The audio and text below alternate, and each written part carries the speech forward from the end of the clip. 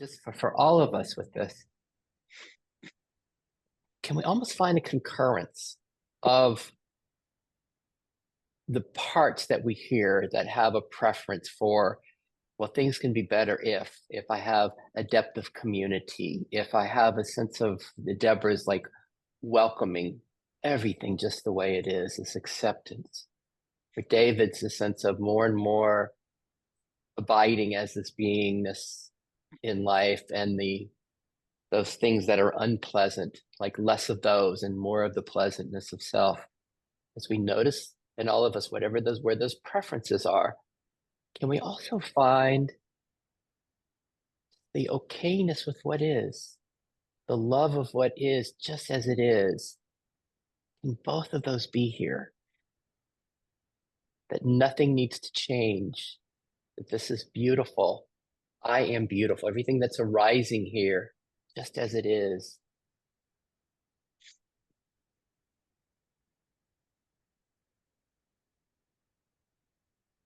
All right. Thank you, David.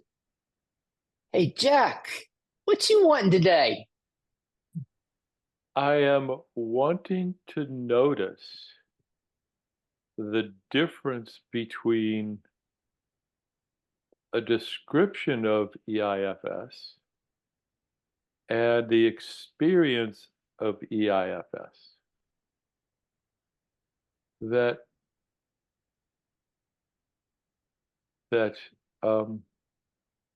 I can talk about various parts and describe them as their protectors or their this or their that, right?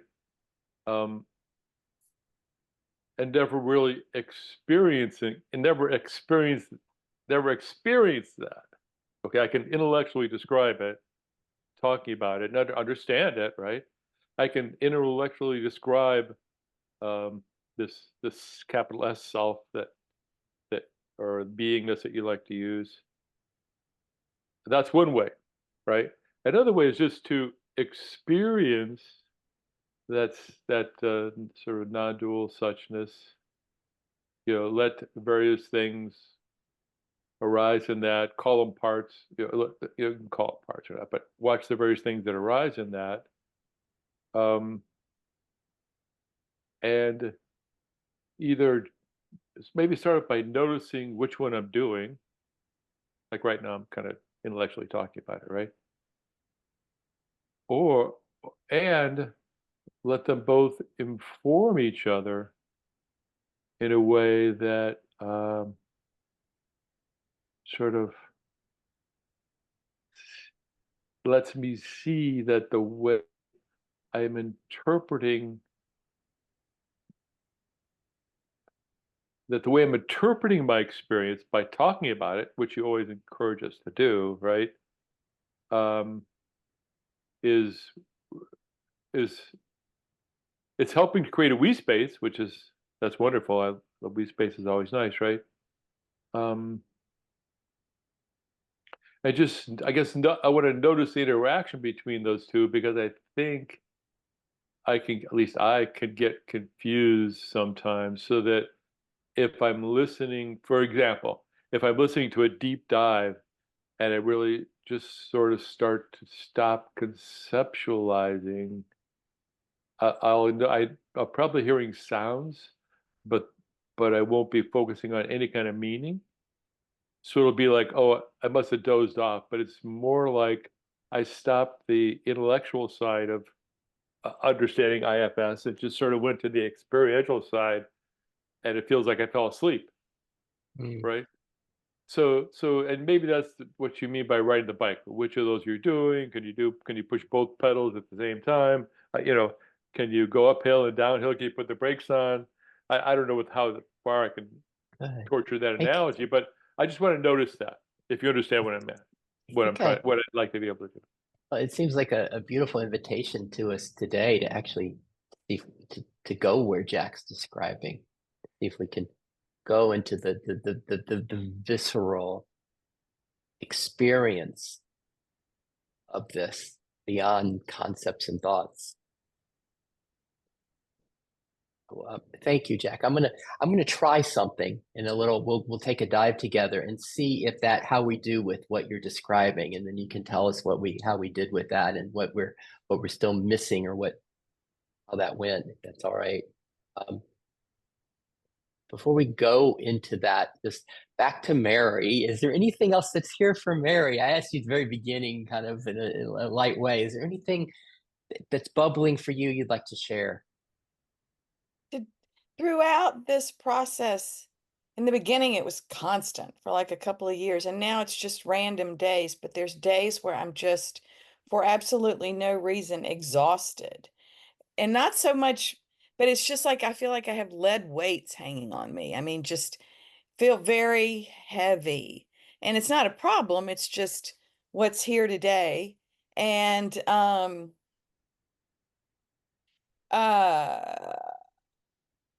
that's about it. Mm, okay. I'm other than that, and that's not a problem, it's just what's here. Yeah, Mm. trying to think if That, there's so any. that's so that's Go that's all. ahead. It's just like there's a there's the last couple years there's been a heaviness. It's like I have these lead weights hanging from me that I'm carrying. Like how can we all relate to that? Sense of a heaviness. And then again, if our nature is this is where we're it's almost maybe this is a window to our dive. If if our nature truly is the sky, this okayness, this fulfillment, this peace, this love, this okayness, if that is our nature, these lead weights, a heaviness, a weight.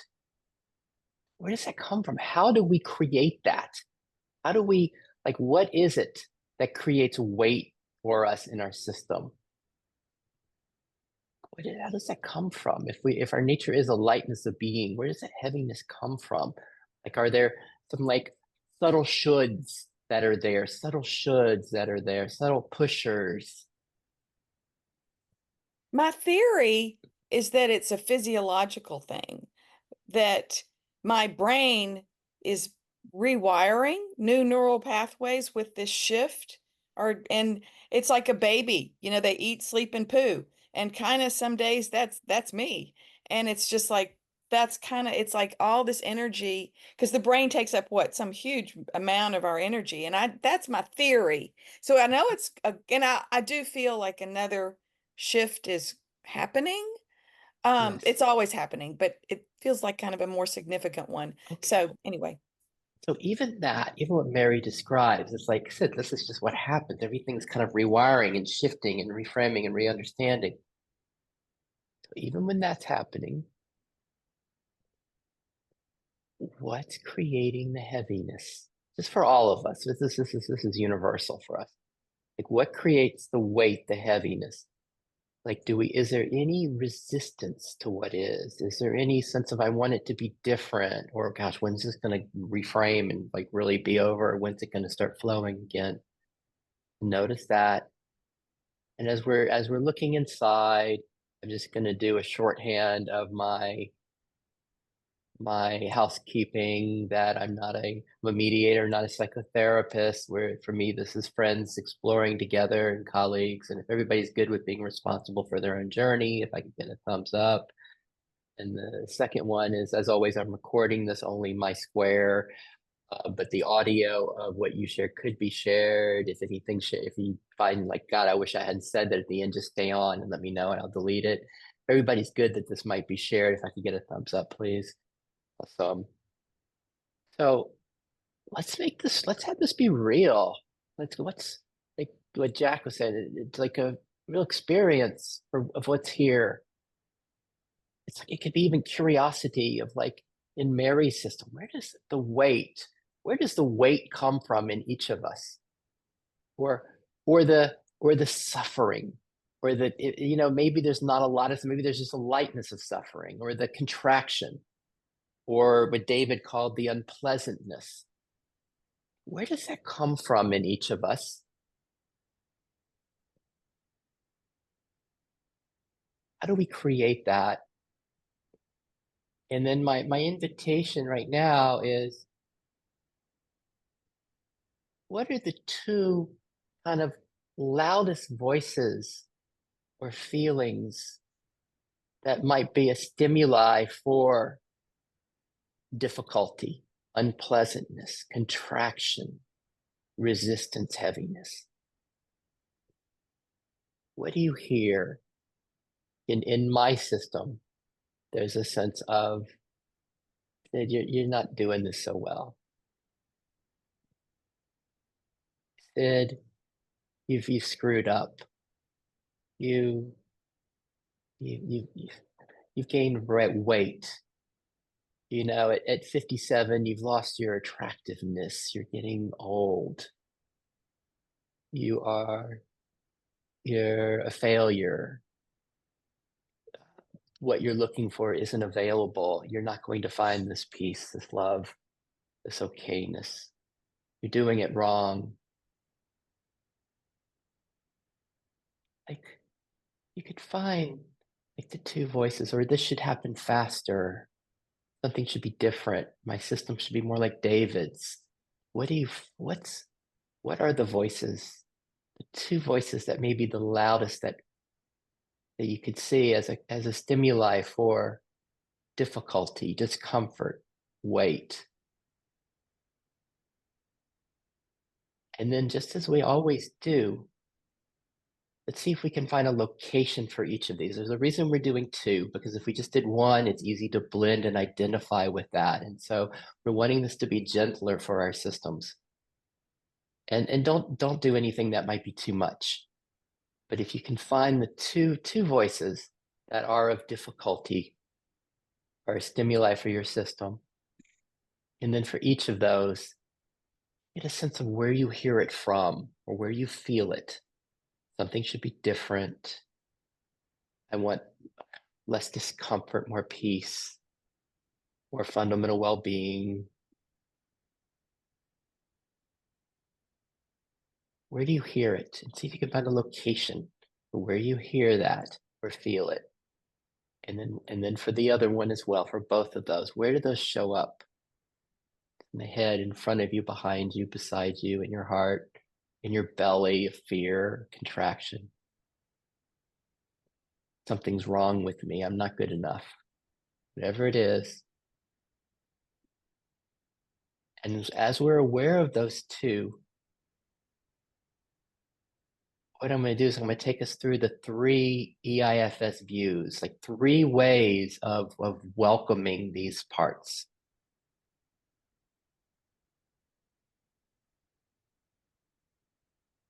So let's start off with, if we're aware of these 2 voices, can we be aware of kind of like they're in the foreground and there's a space that they're arising in, or a background that we call self or beingness. And it might be emptiness, it might be awareness, it might be love, it might be connectedness, nurture, peace. See if we can be aware of the 2.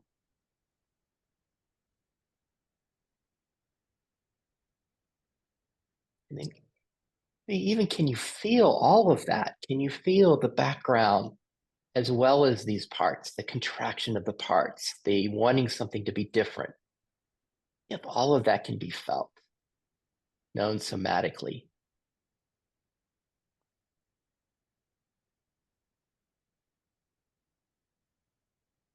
Let's go. We're going to go to the first view together. And this is really what David was pointing to. We call it kind of riding the bike of being, which is a loving indifference towards the parts. So it's like a loving indifference towards the parts, and we're only interested right now in beingness, in this background, in this space.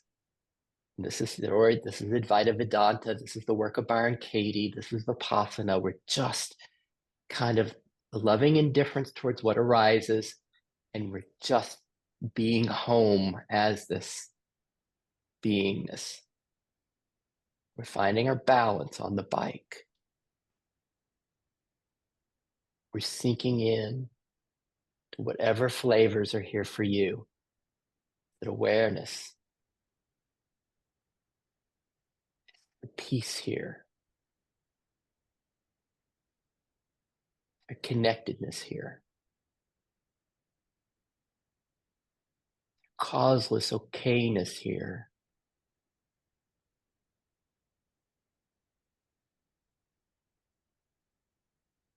And then when we feel the pull of those two parts, we just return to the bike. We just stay on the bike, loving indifference towards what's arising. And then we even allow this self, this beingness to pervade the body. It's like we get to really be this as we sink into this. We get to be this peace, this okayness, this flow, this awareness, whatever it is for you.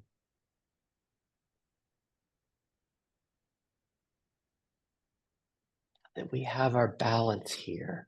Now that we're resting here, this sense of sanctuary or home.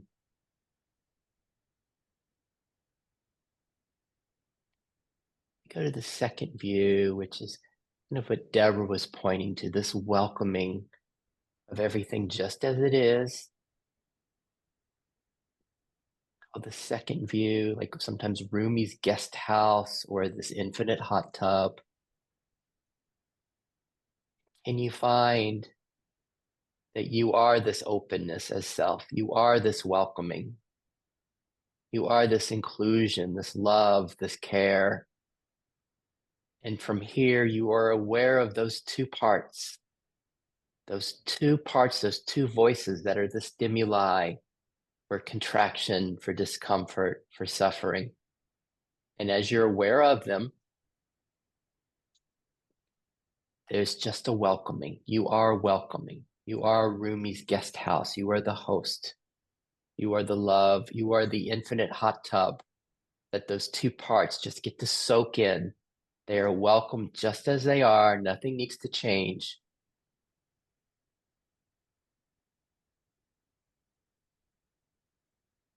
And as you are welcoming them, notice, can you still feel them as well? Can you feel their contraction and their wants, what they're wanting as you are this welcoming?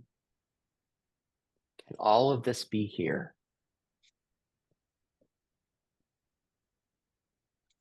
And if you can't, see if you can find that contrast again between the welcoming, the hot tub, the spaciousness, this awareness, and the two parts that are being welcomed. Can you feel their contraction, their want, their preference, their resistance? See if you can feel that as well as the space of welcoming and fulfillment and okayness that welcomes them. And then in this view, it kind of goes two ways. One is that it's just the welcoming, it's soaking in you. The parts are getting to soak, to be welcomed and appreciated just as they are. And then sometimes the parts are like, that's not, whatever, that's not enough. You can still feel their contraction, their resistance, right? And as we hear that, we're like, what does love do? It just meets, it welcomes, it hears what's being longed for. It's like love, acceptance. That's not what I want. I want I'm wanting to be heard. I'm wanting to be seen. I'm wanting appreciation. I'm wanting care. I'm wanting nurture. Like, what are those two parts in you? Those two parts, what are they longing for? As you are abiding as this space, the welcome, what are they longing for? If there is a longing, if you can hear one without doing anything, if you can hear, what are they longing for? Is it peace, acceptance, love, care, nurture, sense of okayness? And as you hear that, notice it can just evoke from you. It can evoke from the hot tub. It can evoke from you what is being longed for. And as you notice that, see if you can feel both the okayness of the space, of the beingness, as well as the contraction, the longing of those two parts. And then noticing that that longing is evoking what is being longed for from you. It's evoking peace, care, nurture, whatever is being longed for. See, there we go. And maybe there's some discomfort here, being in this tension of the longing and the space and the sense of this being evoked. We're just going to stay there for another minute. Feel the longing of the parts, the wholeness, the fulfillment, absence of lack of what you are as self, and that longing evoking what it needs from you.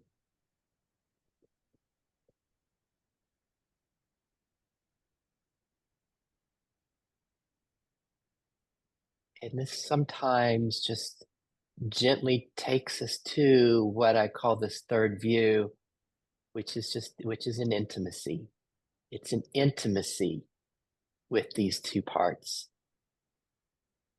Just notice as we're aware of these two parts, there's a sense of the intimacy with them. And is there any separation? Are they separate, these two parts? From you, from self, from beingness? Or is there a sense of in this intimacy, this intimacy has almost gone beyond separation?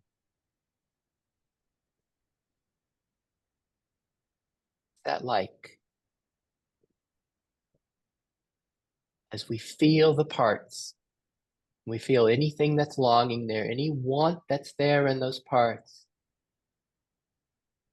in this intimacy with them, in this intimacy, is there separation here in this intimacy?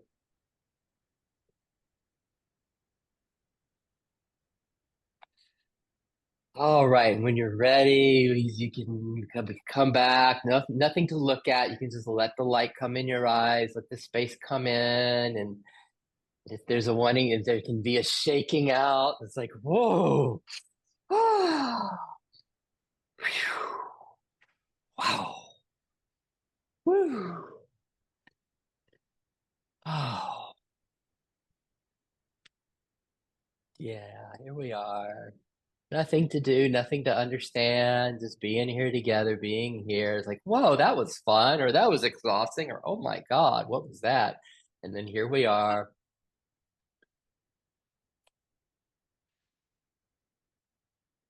Who wants to go first? What's going on?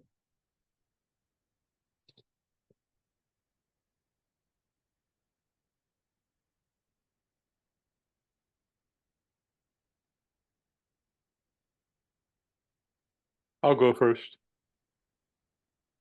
I'll say I'm glad I took notes because I wouldn't have been able to hold on to what happened when you took us through those various level stages. But the two parts, one part was a sense of turning away, right? Versus accepting what is with love, like I think there was the part that was just to turn away. Okay. And the other part was a part that felt like there was something inherently existent from its own side that I had nothing to do with, like that I wasn't involved in causing this to happen at all. It's like but inherently existent from its own side that sees it that way, right? Will you rephrase that, the second one, Jack? The part that thinks there's an objective thing out there waiting to be discovered, that a sense of I have nothing to do with that other than I'm just going to discover it. I'm not creating it or co-creating it anyway. A part that's sort of doing that, right? And both those cause suffering. And where you took me was the turning away. Okay, and those are both very intellectual, like descriptions, right?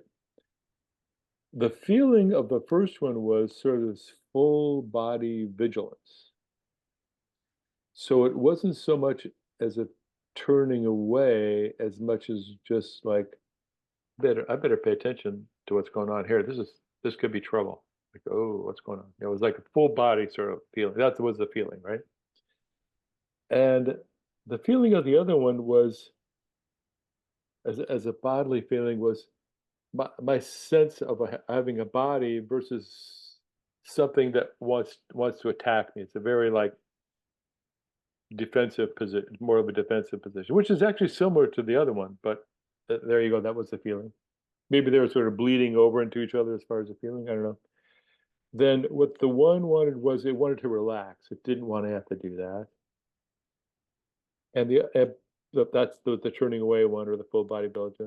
And then the body versus the other wanted to what it really wanted was to just let these two things dissolve into each other, letting the sense of subject and object of you know, it wanted to let those two things sort of dissolve into each other so they weren't separate, more of a unity feeling there.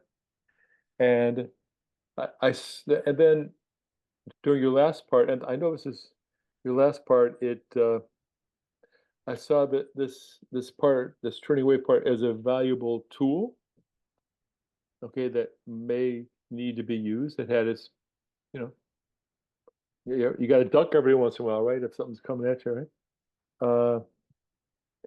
And on the other one, I really saw it as losing a point of view. It was like death to a certain point of view that I was sort of grasping onto, and I had to lose that. That, yeah, that's how I saw it. That there was a resistance to losing it, but I'd have to lose it to. It didn't want to be lost, but it was a sense of that was one way to see it, is losing that view. Maybe taking the good parts of it and transcending them into a different view. So that's what sort of went through my mind in that exercise. Thank you, Sid. Thank you. Love how when we got to that third view, right? For Jax, it wasn't just completely dissolving into the emptiness, the love, the beingness. It was, as he described, there was this appreciation of the part. There was this understanding, perhaps this love of the part that wanted to turn away. And for the second part, similarly, there was a sense of, wow, there's still the expression of that, the value of it, and maybe the dropping of some of it or the relaxing of some of it. And how did this all play? Anything bubbling before we go to what's next? Any comments? And then we just, who wants to go next with how this played in your system? I gotta say, I felt brave doing that, you guys. So I trust you guys. Thank you. Yeah. I would like to jump in and first acknowledge a remark that Jack made early on, Jack, when you talked about the interactive, I'm using my own phrasing, the way that both the thinking self and the silent self of being can interact with each other and not be either or, but work together. That was very, I don't know if I captured exactly what you're trying to say and what I just said, but that was really facilitating for me as we moved on, and I wanted to express some appreciation. Yeah, so this deep dive was really deep, buddy. I wanted to tell you that. So I had a part that was, Dave, there's a to-do list. You got to do stuff. You kind of got to keep leaning into the future because you're running out of time, buddy. There's stuff to do. You're just like, what are you doing? You can't just be here. You got to be the next thing. You know, got shit to do. Let's go. And so that like opened towards, like I said, you're running out of time. There's a question of age and death, and these kind of things come up that are, pretty kind of universal things, I guess. And then there was another part that saw that comes to the party thinking of, there's David who thinks and there's silence, and that it's one or the other. And there's judgment about the thinker self. It's like, well, why can't you just be quiet? You know, there's more to me than that which thinks, the intellectual, and I've gotten a lot of good things by being a good thinker. And but then I just more and more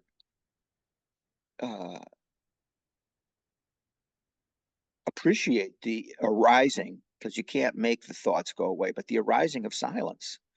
And so rather than that, is that two different parts? But the either or the back and forth kind of thinker silence,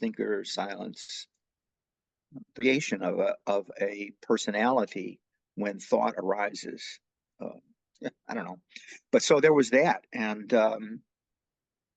but as we moved into embracing both of those, was like,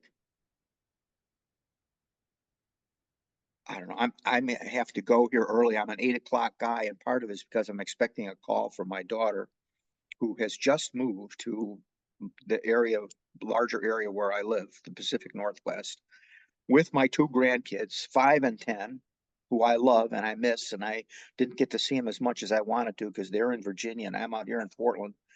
So that's a good thing, and they're going to call me. So and so I'm going to buzz out of here whenever that happens. But that same feeling of appreciating their kid-like nature came in the observation of my parts. Oh, he's cute. I see why he did that. I understand why he got to be really good at being a thinker.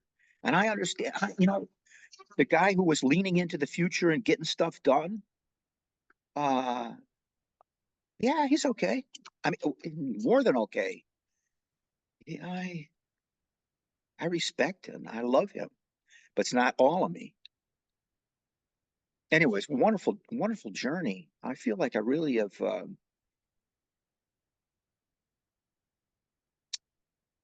yeah, something has opened up that's really nice. I really appreciate being with all you folks today. Oh, thank you, David. It's those two parts. And what's great is are we just talking about David Square, or is he's kind of facilitating all of us here, right? This to-do list part. It's like, hey, there's just so many years left. I'm not 20 anymore. There are things I need to get done. I'm going to run out of time. This is important. That part. And then I was hearing this other part. I'm not sure even what you call it. This one that sees the two. It feels like the beingness, the silence, and then the thinker. Or maybe it sees parts in self, or however it has that sense of separation in two. Like we all can relate to that as well, right? One that sees perhaps there's problems or wanting, and then there's fulfillment. And just the richness of taking time to really be with these two parts like we just did. To where David went to a sense of like seeing them, like he said, like he sees his grandkids. He just sees he could like seeing the innocence in these parts, seeing the innocence in himself.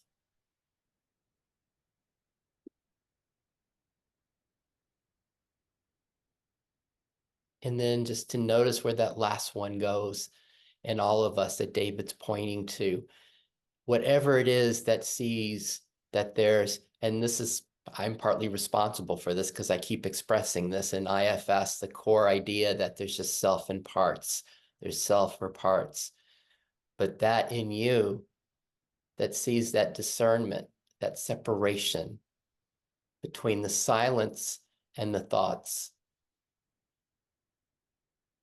And what happens when we're really hearing that? that which makes the part that makes the discernment, that has this understanding. And when we're really intimate with that, what do we find?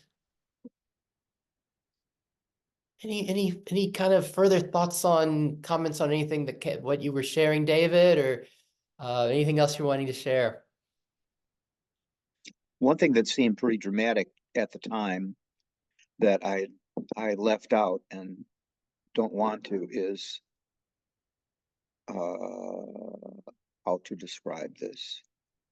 An almost explosive awakening of body energized.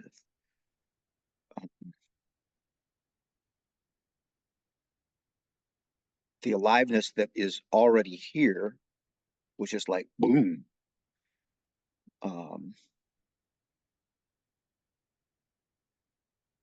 And that the availability of the body is a resting place for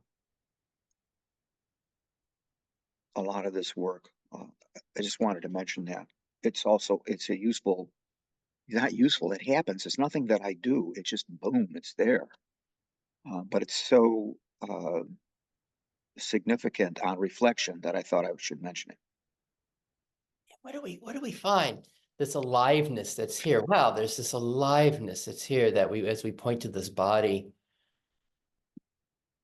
right? Because it's so easy to hear it from our parts, the parts that are like, oh, the body should be different. Something else needs to be done. Oh, I need to comb my hair. Oh, I have wrinkles. Oh gosh, what's happening with this body? And then David speaking, seeing it from a different place. Wow, there's this aliveness here. Anything else, David? Wow, thank you. And when you leave us, may there be an enjoyment with the grandkids. That will be for sure. No.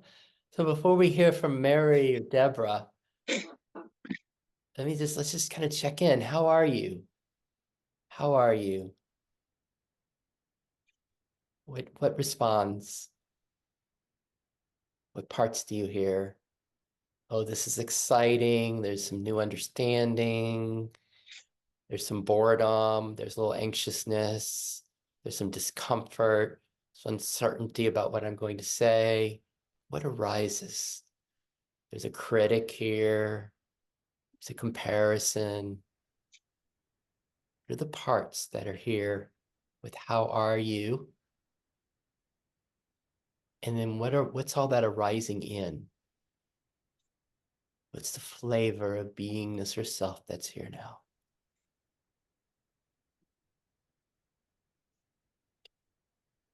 Mary or Deborah, one of you like to share with us what your two parts were and what played for you? I'll jump in. First off, thank you, David, for reminding me that when about the body, because the first time it dawned on anyway, it was somebody had said the past is thinking, the future is thinking, but the body is what's present. And that was just open. The body is like a portal, that it's like a refuge. It's a refuge now. It's like when I drop in, that's like a portal. That's just how I say it. And so thank you for that reminder, because it's so easy to just go, oh yeah, what am I feeling right now? Physically, viscerally. And that just really helps. So thanks for that reminder. And yeah, so that was a deep dive. That was different than what I recall us doing before. It's been a few weeks since I've been on, or maybe I was just, maybe it's always that way, but I just felt it differently. Anyway, it was lovely. So really enjoyed that. And it's a little vague. For some reason, I'm vague today. I'm just sort of cloudy feeling inside, and that's okay. But the parts that always show up for me, the only, that are usually my focus, are either, worries about financial, the future, whatever, and then I'm not thin enough.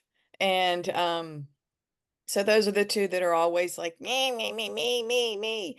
And so yeah, so just realizing that they like, I'm learning so much here is that they're here to protect me or get me approval, or what they think they need to do to keep me safe or be approved, which for me it all comes back to security. Everything comes back to security and not feeling secure. And so yeah, and then just the slow transition from the beingness, space, sky, whatever, and then parts, and then that not blending, where kind of seeing today it was like, oh, they arise together. I hadn't really made that connection that they're coexisting with, that one begets the other. It's or starting to, and seeing that they aren't really separate, that like the word, when you use the word evoke, that was the new ticket that I hadn't heard before, of what the part evokes what it's longing for. And it was like, oh, well, isn't that a cool symbiotic relationship that I had never experienced or thought of in that way, or both, or whatever. So yeah, so it was lovely. And that's about it. So I don't think I covered all three stages, because like I said, it's kind of foggy and vague, but it was lovely. So How is it, Mary, just being with all of that you just shared? Wow, there's, what the loudest parts are in me, it's pretty consistent. That's easy. The financial future, my weight, and it's like, wow, those are consistent. And then the sense of, wow, there's a co-rising of that and beingness. rising, that's a good phrase. Yeah. And to just like be with you. You shared so much about how it's all happening in your system. And just to all of that can just like the sense of welcoming or fascination and just including all of what you just shared.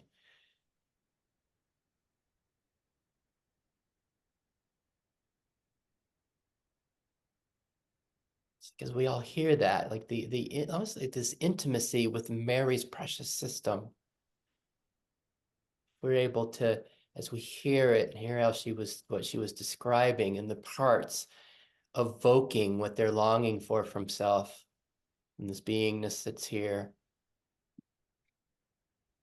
And there's a reason that I invite you to be intimate with Mary's system, because if we can truly be intimate and welcome and appreciative and even awe of her system, that can just be much easier than doing that with our own. And then we start to find, just like Deborah was saying about community and this connectedness, that, wow, what Mary's pointing to, I can find that all, nothing's foreign here. That's just like my system. Wow. And as I was like appreciating hers and having awe for what's happening inside of her, wow, the same thing here inside of me. Anything else, Mary? Well, yeah, Deborah, when you mentioned the community, and for me, one of the things that community gives is a sense that it's okay to be flawed and imperfect and have these, foibles and all that, and it's like, oh, we're all just trying to figure it out and everybody's doing the best they can. And it's that's where I get that sense of community. And so thank you for that too. Yeah. Because I don't think that's the word I use for it, but that is now part of the word I'm going to use for it. So yeah, it's just a warmth here right now. So thank you. Nice. Before we go to Deborah, the warmth Mary's experiencing, Mary's finding. This warmth just be a quality of our nature, the quality of beingness of self. There's a warmth here. Can we find a resonance of it within us? Mm-hmm. What's that like? to rest there. Before we go to Deborah, just to notice, how are you? Maybe there's some warmth here. Maybe there's some acceptance, some okayness in the background, some welcoming. And then there are the parts that come. Like, what parts are here? Maybe there's a curiosity. Wow, what's Deborah going to take us? What's going to be there for her? How's that going to relate to me? Or another part's like, oh, we still have David. Oh, when's he going to disappear? He's still with us. And it's like, what are the thoughts that are here? Or maybe, God, I'm getting a little tired. This is a lot. And what am I going to eat today? It's just to notice the parts that are here. Mary's like, that was me, Mary. What am I going to eat today? Sorry, that was no reflection. That part you speak of, I just know it so well. But mine's like, oh, wow. 7-Eleven protein bar, which is really a candy bar. So anyway, it's for me, it's like, but what parts are here? What parts are here for us? Mary, any comments? Anything there that wants to be shared before we go to Deborah? No, I'm good. Well, I just the way the parts have that push-pull, like the want to lose weight, but then the other part that wants the food for comfort. It just, it's always a duality, and then to just realize all the parts are trying for the same thing, and just, yeah, so yeah, but thanks for the 7-Eleven protein bar, actually a candy bar. That's just That's Sid. But I love what you just said. Like, when you said, all the parts are trying for the same thing, what they're longing for. Like, for some of our systems, we do find that, wow, there's really like one they're looking for peace or okayness. And for others of us, there's like, no, there are lots of things. Some are looking for acceptance and nurture and aliveness. There are different things to see. And then just lastly, before we move on, I love where Jack went when he was talking about that part of his that turns away, and he was seeing the innocence of it. And I love that with our parts, because I have similarly, when things become a little overwhelming here, it really does. I'll go right to 7-Eleven and get my little protein bar with candy bar, but it has 15 grams of protein in it, and it's just like, but it has a lot of sugar in it, so it just makes everything okay. It finds relief there. I find comfort there, and I literally still do this. And so, like, the way parts help try to find comfort for us, and then the comfort and okayness that is intrinsically here in self. All right, Deborah, what were your parts? I just have to say, Mary, when you were talking about the things that you got, I feel like we're all I feel like we're all children, and we're all holding hands, sitting on the floor in like kindergarten or something. There's something so sweet. There's something so, like an okayness to just be whatever you want to be, right? Like tantrum or be mad or like, we're not so well hidden somehow. Kids don't hide things as well as adults do, I don't think. So it feels really sweet. It's really weird. I'm glad I waited till the very end, because it was something you were just saying about, so my parts were, one, that I'm not enough. And weirdly, last night I was with an old friend from high school, and he was talking about some other friends, and I felt like this intense, like, shame, less than, I'm not enough. Oh, they're super rich now, and they've seen me when I've been so, like, weak and vulnerable and no confidence and like wimpy. I was kind of feeling this part of myself, and I was struck by how powerful it was, because they weren't even there. So it's all me doing this, right? Thinking about these people. And so that was one part. And the second part was this kind of like judgy, well, I'm better than that person, or like feeling like some, like arrogance is too strong a word, but like trying to get a foot up. And I noticed that with my husband, I felt this kind of like pushing him away, like quit treating me like that, or like you're being weak. Like it was only till just as I was talking that I realized I was projecting that weak part that I was feeling. I put it on him so that I could feel stronger. So weird, right? I mean, I really just got that in like the last couple minutes, because while I was doing that practice, I was like, these are so different though. I mean, the part that feels like not enough is I just want to hide. I just want to disappear. And then here's this voice over here.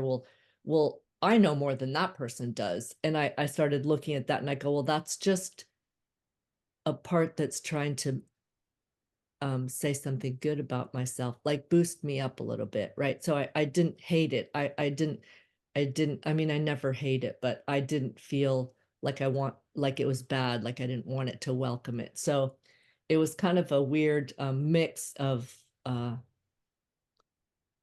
two separate parts, but even like it seems like the part was trying to protect, yeah, the one that was a little bit more arrogant was trying to protect the part that felt like that wasn't enough. But the weird thing with what all of you guys are saying is I feel like my whole life I'm in my head, I'm just trying to figure stuff out, and going down into the body is where the scary stuff is, right? And so as I'm trying to explore that, like by even sensation, where do I feel it without labeling it? What is that sensation? And I'm realizing it's hard to find. But once I start finding it, I go, oh, fuck, what's that? Right. And then it's in my head. Okay. Oh, it's in my head now. Okay. Oh my God, now my feet are tingling, and trying not to put words to it. But it's like, what do I not know about this physical body that I've been too afraid to look at? Right. But then at the end, it's like, it's all me. It's life. It's the labels I put on things that make it feel scary, but it's not scary. What? It's a sensation. It's fear. And then in the next second, it's love. What the fuck? How is that possible? Right? So I'm like, I don't know. My mind's blown right now. I'm like, and I love all of it. It's all me. Everything that everyone says or does in the world. It's all the soup of beingness, right? It's all in me, all of it. And I don't have to label it. It's just the roar of breath and living. I don't know. That's So how about all of this, Deborah? It's all you, David saying, yeah, maybe he's liking something. So what you just shared, Deborah, what Deborah just shared, what's it like to be with that? For all of us, to include all of that. That was a lot, right? To really include all of that. Can we be intimate with what was shared? As she shared about a part that feels less than, not enough. And another one that's kind of better than, more than, smarter than. So we're with those voices in Deborah.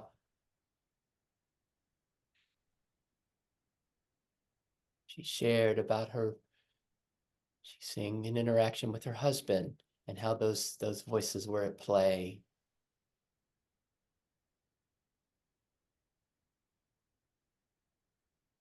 How even the second voice might be a response to the first as a protector. And then seeing it all as, wow, this is aliveness, this is me. This is aliveness, this is me, all of this, all of it. Even the I'm not good enough, I'm less than. Even that's the aliveness, that's me. What's it like for us to be with all of this? Because notice how we're being with, there might be some parts that come up, say, hey, yeah, I know that one, or that one in Deborah, that should be, maybe it's comparing, maybe it's a commentary parts, maybe we have a commentary parts, and see if we can discern the parts that come up in response to what she's saying from this intimacy of just really being with the precious life that moves in her. These two parts. And then how her system is making sense of this and is welcoming that, like really being intimate with that. And then notice our parts that might be coming up, and we just notice those, and then we're intimate with Deborah's system. It's a welcoming of it, an enjoyment of it. What's that like in you, Deborah, to like, you've shared so much, and there's so much moving to be with all of that. What's that like? You know, so weird. For a second, I just got a wave of shame. Like I got too big. I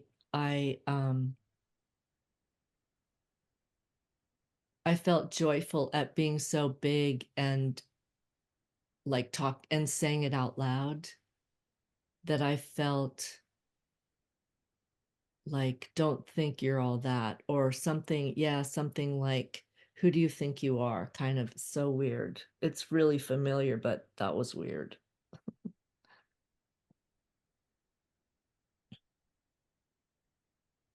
And so that we can all relate to that part, that voice too, right? As we're intimate with Deborah's. And so, wow, she just put another piece in, another part. This discomfort. What's it like to include that? Like, I'm too much, right? That's an old message I used to get. You're too much, to like tone it down, right? And I let myself be big. And another, I guess that's another protector then, right? That jumps in and goes, you shouldn't have done that, right? You're too much. Because that's definitely something I used to hear. Yeah, poof. So notice it might want to blend some with that part. It might get a little identified with it. And then we just notice that's just one of the parts. And we had the part that I'm less than, and a part that I'm more than, and the sense of the aliveness, and it's all me. We're just including it all. And for all of us, can we be intimate with all of this that Deborah's sharing? Including it all. And it's like we're meeting it from self. We're meeting her from self. We're meeting her system from this welcoming. We're welcoming all that's here. We're seeing it. Where there's an openness, an appreciation, a care in our openness from self. We're practicing meeting a system, meeting parts from self. Same thing that we do inside ourselves, we're doing with Deborah's system. Anything else touched here, Deborah? Anything else you want to share with this? I have one more image. It's a really old one. There's a video on YouTube of a little girl. I don't know if she's like 8 or 9, doing this sword show, like some kind of an Asian sword. And she's like slashing and jumping. And at the very end, she goes on her knees, like with the sword down, and she lets out this like, it's just, I felt that at the end, just like, no, it's all me and it's all good. Welcome. All me and it's all good. As we're being with Deborah's system, as we're being intimate with her system, as we're welcoming all of her system, can we find that from this place of welcoming? It doesn't see a problem. It's all me. It's all life. It's all Deborah. It's all life and it's all good. See if we can find that from self. It's a very beautiful thing.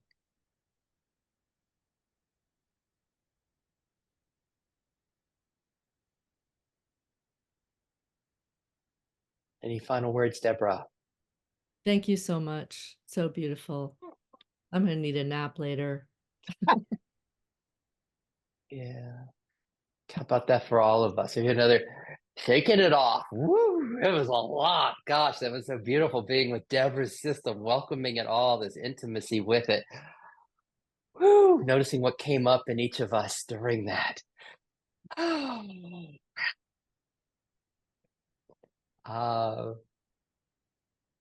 can relate to what Deborah just said, like needing a nap. Like there's so much here, and what we've been in this hour together, and just let me just open it up and see if anything that's bubbling. I really don't have any idea about where to go from here. I mean, maybe we even go to closure. I have no idea. I'm at a loss. Closure or not, I David. gotta go. And I just wanted to say that I had a sense that I wanted to get words for, and it came out like that this was a communal space of loving acceptance. Yeah, okay. But then Deborah said what she was saying, and it's like, oh, that metaphor is as good or better. I mean, so there was this paradoxical picture of we are all so different from each other. I am different from you guys, but paradoxically, at the same time, everything that I mean, maybe that goes a little bit too far, but so much of what people have said have resonated in me that there was also like, yes, I know that. I am that.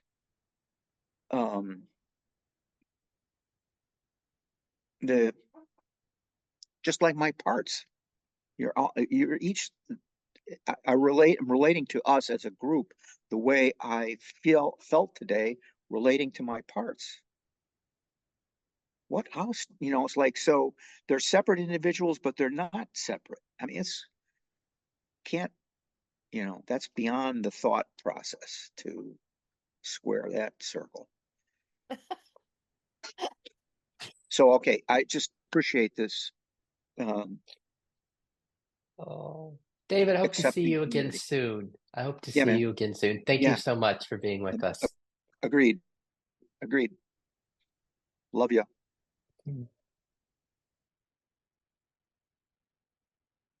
What's here? What do we do with this? What's here? What's bubbling? Can I share something? So Deborah talking about, I can't remember what the last line was, or one of your last letter lines about it's all, when we've said it, we're all saying it's all here, it's all okay. And it reminded me of, and it's just, this has recently come to me and I've been pondering it. I did mushrooms once a month for a year to get through a lot of stuff. But prior to the once a month for a year, I had done them. And the very first time I did them was just this, it was a roller coaster ride. It was when I would close my eyes, I would really drop in and the world would felt like it was disappearing. And there was this roller coaster ride made out of that was solid fractals. And it was just, and I uncontrollably squealed with joy. If a policeman had shown up and said, "I'm arresting you," I couldn't have helped squealing for joy incessantly while this roller coaster ride was going on. And it's been in the back of my mind of what was that? What state of consciousness, what state of being? Because it was just so, I didn't really know joy. I have always been a worrier and fearful and depressed and all that in the past. And so this was like, wow. And so this week, as it came back to my memory, and I realized, I think that's, and I could be wrong, but my take on it was that is what the absolute experiences through all, because it was a roller coaster. It was this up and down and craziness. And I thought, I don't know, but I wonder if that's what it's like for the absolute to experience vicariously or through us all of these ups and downs. And it was like, oh, now that, and then the joy that comes with that we label it on a, as a human, we label it as ups and downs and goods and bads and all the duality, but from the all that is, it's just a wild ass ride. And so anyway, that's what that reminded me of. So just sharing that, because that was like a new take on that experience I had. So throwing that in the mix. Yeah. And we can't just turn the page to what's next with this, with what Mary just shared. And she describes this fractal experience, this joy that's there, the squealing of this joy that was just here.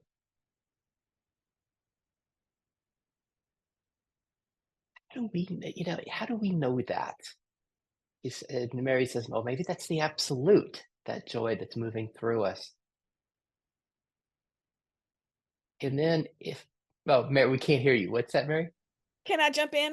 Because to Oh, me, that was the please. realization of with these parts and this newfound learning to appreciate them and love them and see them and hear them and all that, but really appreciate them. I can see that can evoke that level of fractal roller coaster ride. It's just like, woo, we just took a dip, and woo, we're going back up. And I don't, it's kind of theoretical, but it's also starting to feel like that's really possible in my system, and maybe after with the bad stuff, maybe after the fact, I'll go, oh, that was a dip. But, anyway, it's just sort of coming online and that's kind of why I introduced it, was just to it's coming online that's how I can view my life, the ups and the downs. So it's all Peter That Max.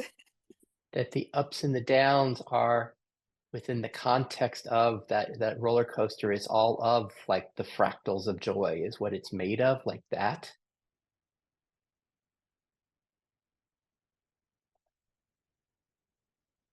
And so how can that, how do we make sense of that for all of us, what Mary's pointing to? Because right, the ancients, they use the word Satchitananda. The very nature of this, they would say, is joy or bliss, that Ananda word. The very nature, essence of what we are. Not someplace that we get to or go to once we're healed, the roller coaster ride, that it all is made of that. Like, how do we taste that? And not, you've got the window of doing magic mushrooms or ketamine that's so common in IFS these days. But how do you know this joy? Because we don't want to have to go do some psychedelic or go do some adrenaline experience, right? Or be just when we're with our lover or in ecstasy to know this joy. We're looking for, those are just pointers. Like, how do we taste that, like here now? What's most like this joy, this fulfillment, this, what was your word? Squealing. What's most like that which is here now? And if that is truly our nature, because this is the premise of IFS, that it is our nature, it is the sky, and it's just obscured by thoughts, feelings, and sensations. What is it that obscures it? What keeps us from knowing this place that Mary was describing, this fractal joy, this causeless joy, this ananda that they speak of? What is it that obscures that for us? Any other thoughts, Mary? Then we'll see what Deborah and Jack have to say. Well, as you were saying about, without the mushrooms, how can it be? Because that is what I'm starting to experience, is that causeless joy, causeless okayness, causeless love that's just here.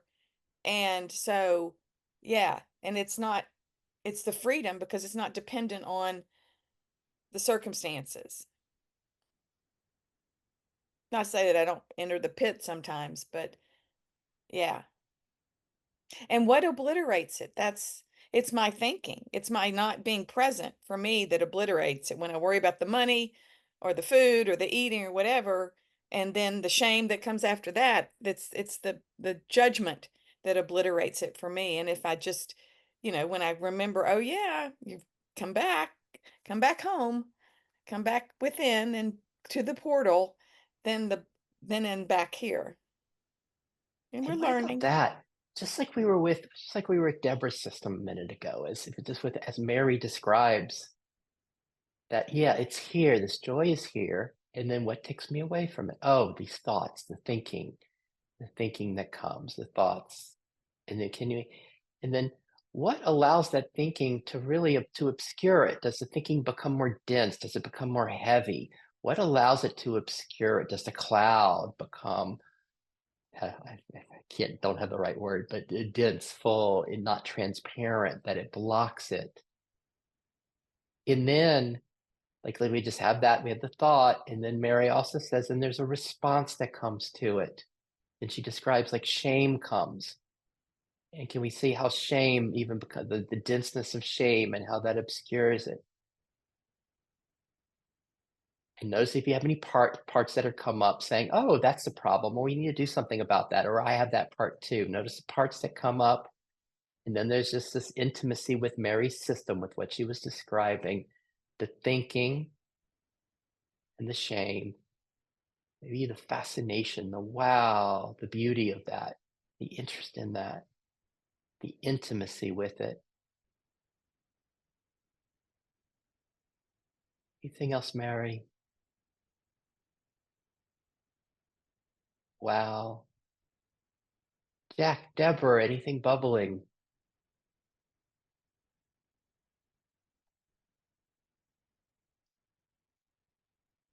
I feel like I don't know if I can find it now. For a second, I was thinking that thought has different ways that it affects me. First thought, the description creates a label for a sensation. So when I say fear, why choose that word? If it's sensation, if it's my heart pounding, if it's a clenching of my hands, my mind says fear, but it's only sensation. It's a similar sensation to joy or excitement. So the labeling, the words, and that's my mind and my parts know how to, this is the second part of the thought, is it squashes what it's afraid might happen, right? If I'm too big, if I'm too loud, I'm going to get in trouble. So the thought labels the sensation, which makes it like controllable, I guess, but the thought also squashes all kind of exploration of it. It's labeled and it's done and it's fear and you got to stop, and it shuts the whole system down for me. I don't know if that makes sense. I don't know if that's two different things, but somehow I'm exploring that idea of thinking because it's the thinking that fucks me up. And I live in thoughts and its interpretation. So what happens when we're with the sensation of the sensations that arise? There's some kind of contraction, some resistance. So we're being with that. All of us are being with sensations. And then there's a labeling of it. This is fear. This is resistance. This is panic. What happens when it becomes labeled? What's the difference? Does separation occur? Does it become more of an object? Does it lose the intimacy, the being with the flow? What happens?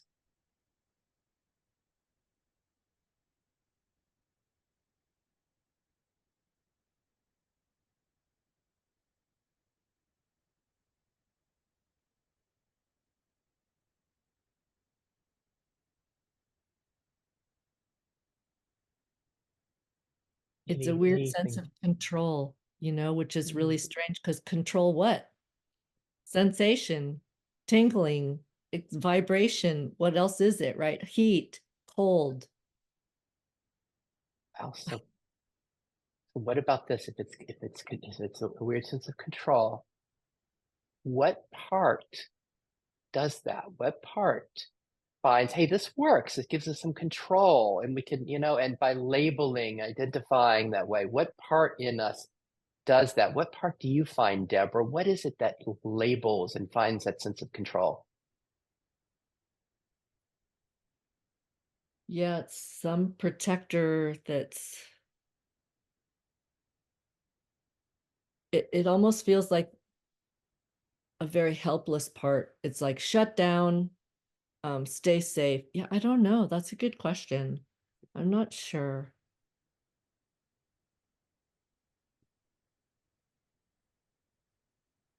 One more question. Can we see the innocence of it, of the part? We see like there's no bad parts in IFS. Can we see how it's doing its very best to, wow, there's some control here. It gives me some balance. It makes things a little bit okay. The innocence of it.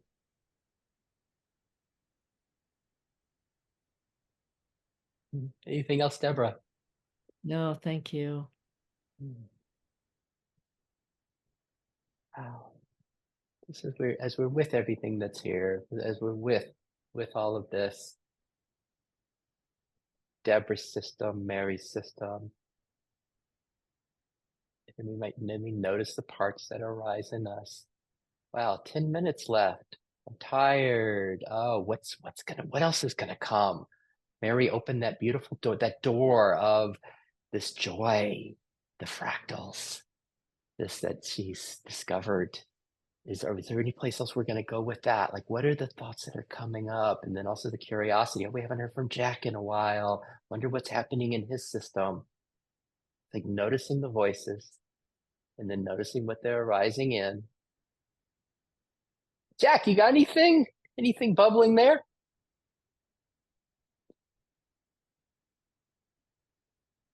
Well, what came up real strong for me is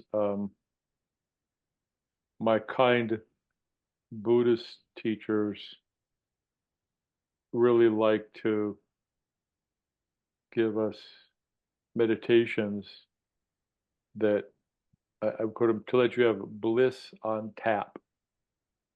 Imagine like you've got this keg here and it's about, you're just kind of like, it's on tap. It's like, what's a bliss? Okay. You know, it's on tap, right? And there's at least 2 or 3 different meditation techniques that I guess one of the most powerful one, it can't really use the parts attachment to wanting something. Okay. It can't really use that, but it can use the object that it wants to generate a blissful mind. And then you start to see, as you're saying, oh yeah, I didn't really need that object to be blissful. We don't have to do the meditation right now unless you guys want to, but it gets it. Oh, that is the nature of my mind. That blissful nature is there, and the part's usually pretty satisfied. Actually, it's like, okay, that's kind of, yeah, that's what that would feel like if I had that. It's kind of where you go with that, right? And then you let whatever object you thought you wanted go.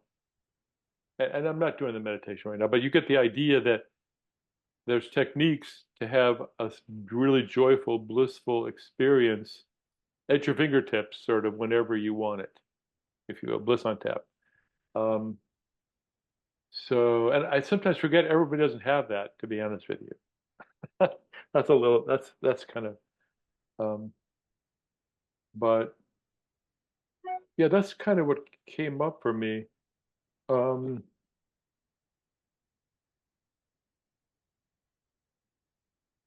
I think the thinking comes up, the thinking is like, oh, it's trying to plan how that part can get what it thinks it needs, whatever it is, right? So the thinking takes you away from letting the object go and just noticing the pure joy that is the nature of your mind. That the thinking can obscure that. Because it's like, okay, my job is to figure this out. You want something part, we're going to figure it out. We're going to, I'm going to starve myself for 2 or 3 days, and then I'm going to check my investments or whatever. I don't know, whatever the part thinking ends up being, right? Or I'm gonna, yeah, whatever it is. Nice. So that I see where thinking can sort of get in the way of just remembering how joyful your mind really is, and it comes where just even thinking about doing the meditation can make your mind joyful. You don't actually really even need to do all the steps. So it's nice to have that. It's all I can say. Yes. I feel like I'm bragging here a little bit, but that's just what came up for me. That's a nice thing to have. Will that actually have anything else happen from that? No, I mean, it's not. I'm not going to get anything done necessarily, or I'm not going to. I may be a little nicer to be around unless my wife's trying to get me to do something, in which case, why are you just sitting there so happy? And we need to do this, whatever it is. But the point is, it's there, and it's nice. But Yeah, Oh, so how about this? How about this, Jack, what you're describing? You're describing the thinking and how thinking can get us into an experience of this, that there are ways that, and then you describe that, but the noticing that pure joy, that is this the very nature of the mind too. Like I'm hearing two very different things and here. the thinking drops. In other words, you're using thinking to thinking and the object that you think you need, right? To let all that go, to let the thinking and the object go, and just Yes. notice the pure joy that's there. So it's Yes. it's like using the description is, you know how you start a fire, you rub two sticks together. You're rubbing two sticks together to start a fire in a way, you know, and then they burn away, right? So you're using the object Yes. of your desires to generate. Yeah. Anyway, So but we're playing with parts and self here for all of us. And we all have, like Jack has some very kind of sure thing ways that have worked, to techniques that have helped him find the ever presence of bliss that's here with that. And then there's we all have our ways, right? For some of us, it's just going out in nature and it's like, oh, the silence of nature, there it is, there's the bliss. So there's that, finding these qualities through experience in time with the help of our parts or the help of thinking. And then then there's something else. Then there's what Mary was speaking of when she, with the gift of some of these medicine journeys that many of us have tried. There's a sense of, wow, it's just here. Regardless what happens, there's just this bliss here. There's just this joy. And then that's what some of our friends find as, wow, wait, that's the very nature of this body we were speaking of earlier, this aliveness. It's a very, when we say this aliveness, it could be this bliss, that the very nature of mind that Jack speaks of. The nature of mind is this joy. And that perhaps as Mary's speaking about how this has been opening up slowly for her, these qualities of beingness, a sense of the background, the ever presence of this, and that what we hear about in folks is that it just does that. It's a blossoming. We identify more and more with this beingness, and we get less and less kind of blended and identified with the weather, with the parts, the thoughts, feelings, and sensations. It just gradually, organically happens. And then it becomes interesting. What qualities of beingness do our parts know? Do we recognize and know right now? For some of us, there's presence here, and for others, there's love and welcoming and acceptance here all the time. And then for others, there's a sense of safety that can be a really difficult one to find. The safety and security we've been speaking of is intrinsic in our nature. And then there's the possibility of bliss. And then at the same time, having said all this, because Jack often points this out, for some of us, these qualities are a concession themselves, because there's a sense of knowing, there's a sense of some go just directly to this absolute, the Buddhists call it this equanimity of this absolute. And perhaps there are none of these experiences of these qualities. I find the qualities to be really fun, and this aliveness to be about the qualities and to find them, especially for the healing of our parts. They love that, and maybe just for the aliveness of it all and celebration of it, to be about the qualities. And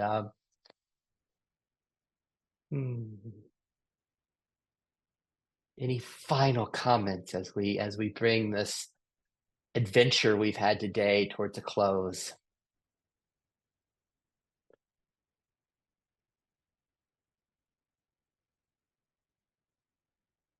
How about that? Just being with everything. Like, how much can we be with that happened today? How much can we really welcome? Can we include that occurred today? These sharings of Deborah and Mary and Jack and David and Sid. Can we really just be aware of all of that?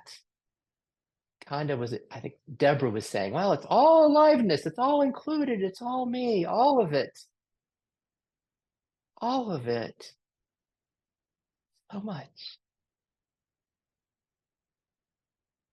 In this community together, in this intimacy together. This was really cool. This was one of my favorites. thank you as we co-created this together, and like thank you. Come play more. Come in IFS non-dual community. I'm on there every day. Come play in these. Come play. Reach out. Say hi. Hope to see you soon. Thanks, This was a everybody. blast, and Yeah, I feel so so much much. love. Thank y'all. Yeah, Thank y'all. Thank you, everyone. thank you. Mhm.